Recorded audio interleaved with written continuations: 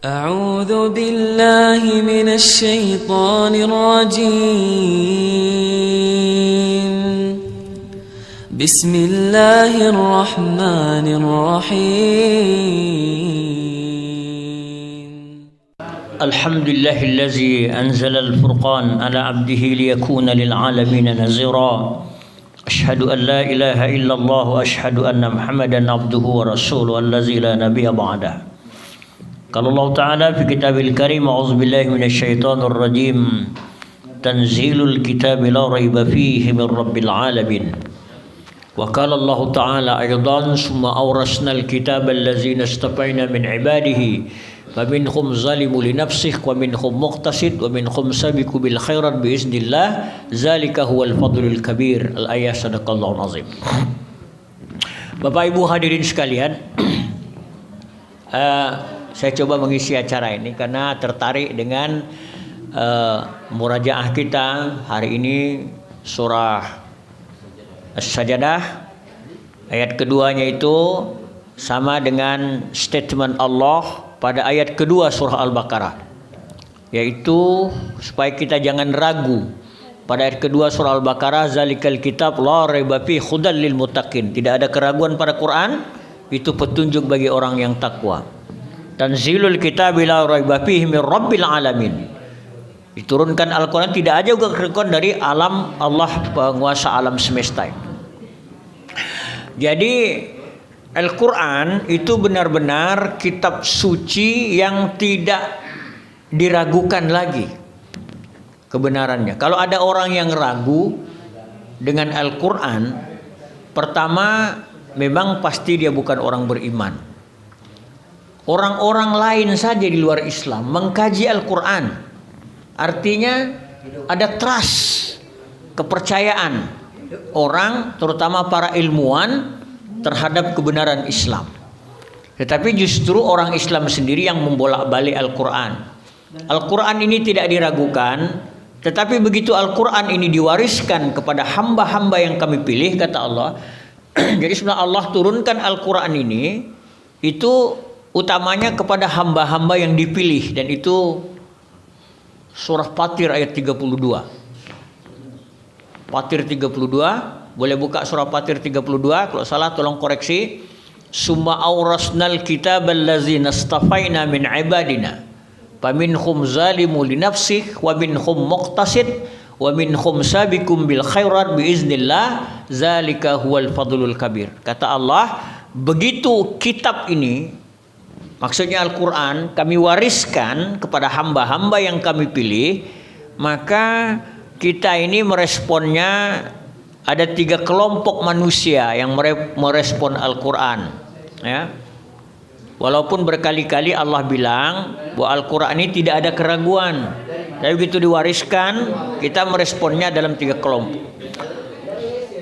Pertama adalah orang-orang yang zalim terhadap dirinya. Jadi begitu dia pegang Quran, dia baca Quran, lalu dia zalim terhadap dirinya.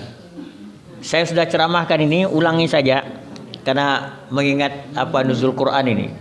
Zalim itu dalam kamus umum bahasa Indonesia, zalim itu salah menempatkan. Jadi kalau kita salah menempatkan sesuatu, namanya zalim, ya. Menempatkan sesuatu bukan pada tempatnya, namanya zalim, ya. Naruh piring di tempat tidur, nah itu zalim, tapi tidak berdosa lah. Naruh kopiah di kepala lutut, tidak apa-apa lah, tapi itu tidak berdosa. Yang berdosa itu adalah zalim yang membuat mudarat. Kita punya kekuasaan, harusnya dengan kekuasaan itu bagaimana kita mengayomi orang yang kita kuasai, orang yang ada di bawah kita. Tetapi justru dengan kekuasaan yang ada pada kita menzalimi orang. Kita berbuat semaunya, kita berbuat seenaknya. Mentang-mentang kita punya kuasa. Ini namanya penguasa zalim. Kita diberi harta oleh Allah. Sebagai orang beriman, yakin bahwa di dalam harta kita ada hak orang lain, tapi tidak kita keluarkan. Ini namanya orang kaya yang zalim. Dia kaya, dia tidak keluarkan. Apalagi dengan kekayaan itu justru dia menindas orang, dia memperlakukan orang seenaknya. Ini namanya orang kaya yang zalim. Tidak mengeluarkan zakat saja zalim, apalagi menindas orang. Saya ingatkan Bapak Ibu sekalian, sudah mengakhir mau Ramadan, siapa yang belum bayar fitrah, fitrah bayar, jangan sampai khatib turun dari mimbar pada hari raya. Ya, jadi sebelum khatib turun mimbar, bayarkan fitrah kita itu. Ya. Jadi sejak 1 Ramadan aja kemarin udah boleh kita bayar zakat fitrah. Ya, ya zakat fitrah itu untuk zakat badan. Ya. Dan itu kita keluarkan di Ramadan, awal Ramadan sampai dengan sebelum khatib turun mimbar pada hari Idul Fitri, itu zakat fitrah. Tapi zakat mal itu setiap tahun. Kalau kita beli barang kita tanggal bulan Muharram, nanti Muharram 1 tahun bayar. Tapi orang mencari fadilah membayar pada bulan Ramadan. Jadi Bapak Ibu yang biasa membayar zakat mal bulan Ramadan, ya bayar zakat mal pada bulan Ramadan, tidak apa-apa, bayar aja. Tapi kalau ada sisihkan juga untuk fisabilillah ini. Baik, kita lanjut. Jadi pertama adalah orang yang zalim kepada dirinya setelah Al-Quran diwarisinya. Zalim itu tadi salah menempatkan. Jadi kita percaya nih Al-Quran ini, yakin dah kita. Tapi kita salah gunakan. Mohon maaf ya, ini masih banyak terjadi di kalangan kita ini. Barangkali termasuk keluarga saya juga masih lah. Ya. Jadi ditulis ayat-ayat tertentu, digantung di pintu situ, digantung di pintu, gantung di mana-mana. Ya. Saya pernah dapat ketemu sama orang menggantung ayat Quran, ditaruhnya gambar Sultan Sambas. Saya bilang, apa itu Pak? Dia bilang supaya tidak makan api. Oh iya memang, kalau itu taruh di mana-mana saja, selama itu tak terbakar, tak makan api lah. Tak makan api, tak terbakar lah. Atau ambil ayat tertentu, ditulis, kata orang kampung namanya WP. Tulis, kemudian dibungkus dengan kain 7 warna. Putih, hitam, merah, hijau, kuning, jadi jimat. Atau ambil ayat tertentu, buat jampi-jampi. Nah ini dia. Jadi banyak orang Islam sekarang ini Al-Quran kan tidak paham kita, dibuat jampi-jampi. Yang penting bla bla bla bla bla bla bla bla hafal saja, tapi tidak tahu apa yang dibaca. Itu yang kata Alfian Tanjung itu, zaman penjajahan itu diupayakan supaya orang tidak mengerti apa yang dia baca. Musabakah bolehlah didorong, semua didorong, tidak mengerti. Dan saya teringat almarhum gubernur kita Pak Kadarusno di Singkawang, waktu itu masih top Nur Syah Ismail. Habis mengaji, dia tanya, Qari'ah, kau tahu tak apa yang kau baca? Gitu kata Pak Kadarusno itu di gedung Pancasila Singkawang lah. Itu tahun berapa itu? Tahun 70, ya tahun 75, 76. Jadi kita tidak tahu apa yang kita baca, sehingga Al-Quran kita salah tempatkan, kita jadikan jimat. Kalau kita terbakar api, kita baca ya narukuni bardaw wa salaman ala Ibrahim. Itu kan Allah menceritakan saja bahwa Allah menyelamatkan Ibrahim dari keganasan Raja Namrud yang bakar Firaun. Cerita. Jangan tuh jadikan doa. Tapi kalau orang silahkanlah, tidak apa-apa. Cuma itu salah-salah. Jadi satu adalah orang yang begitu, salah menempatkan Al-Quran. Mengapa banyak orang salah menempatkan Al-Quran? Karena memang tidak tahu apa yang dibaca. Tak tahu apa yang dibaca. Suatu ketika dulu pelajaran ibtidaiyah itu kan ada pelajaran ya tulis menulis Quran begitu. Bahkan saya di SMP diajar orang Katolik tulisan Arab Melayu, tulisan Quran hijaiyah tapi bahasanya bahasa Melayu, yang ngajar orang Katolik. Nah, yang macam-macam begini tulisan itu kan kalau dibuang kan tidak apa-apa tuh. Lalu tulisan itu bukan Quran ya, tulisan Arab aja begitu. Lalu oleh orang-orang dibuatlah bungkus kacang goreng. Lu ada bungkus kacang goreng segitiga begitu, jual kacang goreng. Lalu terbuang-buanglah. Ketahuan sama orang Madura, ngamuk dia, ditusuknya orang itu. Ini Quran ini, kata pak, padahal bukan tuh. Nah, karena kita tidak mengerti. Ya. Jadi salah menempatkan Al-Quran itu pertama. Banyak di kalangan kita yang salah menempatkan Al-Quran. Kok kita tidak paham Al-Quran, terjebak. Di Madura Bapak Ibu sekalian, pernah orang seperti berzikir, padahal dibacakan ayat-ayat Injil dalam bahasa Arab. Persis kita bersalawat di Madura. Tuh, pertama, orang yang merespon Al-Quran dia zalim terhadap dirinya. Yang kedua adalah muqtasid. Muqtasid itu pas-pasan. Pas-pasan, udahlah cukuplah pandai baca Al-Fatihah, baca surah Al-Ikhlas, dah adalah modal buat jadi imam. Nah, buat sholat. Hingga itu saja. Ya, jadi pas-pasan. Dia baca, tapi juga sama, dia tidak tahu apa yang dia baca. Jadi ini muqtasid. Jadi, tidak ada tambahan-tambahan. Padahal berdoa kita minta berdoa ada tambahan, ada keberkahan dalam bulan Ramadan. Jadi kalau kita hari ini baca Quran, Bapak Ibu sekalian, target utama tak usah target sekian kali hatam.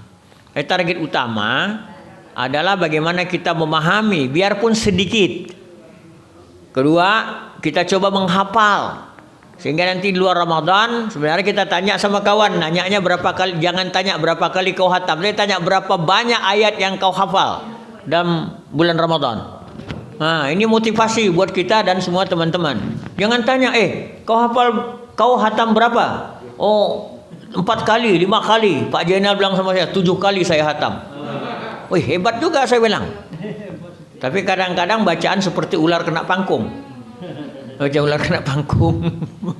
Bacaan Quran.